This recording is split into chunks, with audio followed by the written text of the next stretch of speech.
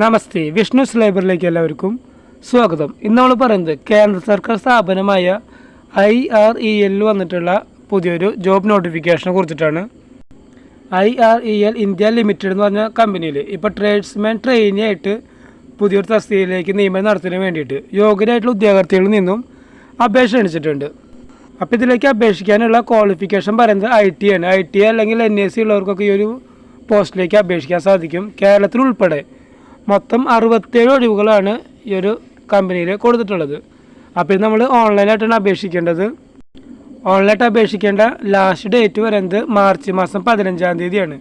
അതായത് അടുത്ത മാസം 15-ാം തീയതി വരെ നമുക്ക് ഓൺലൈനായിട്ട് ഈ ഒരു പോസ്റ്റിലേക്ക് അപേക്ഷിക്കാൻ സാധിക്കും. അപ്പോൾ അതിൻ്റെ വെബ്സൈറ്റ് ലിങ്ക് ഞാൻ താഴെ കൊടുത്തിട്ടുണ്ട്. ആ ലിങ്കിൽ കയറി നിങ്ങൾക്ക് നോട്ടിഫിക്കേഷൻ ഡൗൺലോഡ് ചെയ്യാനും ഇതിലേക്ക് ഓൺലൈനായിട്ട് അപേക്ഷിക്കാനുള്ള വെബ്സൈറ്റിൻ്റെ ലിങ്കും എല്ലാ ഡീറ്റെയിൽസും നിങ്ങൾക്ക് കിട്ടുന്നതായിരിക്കും.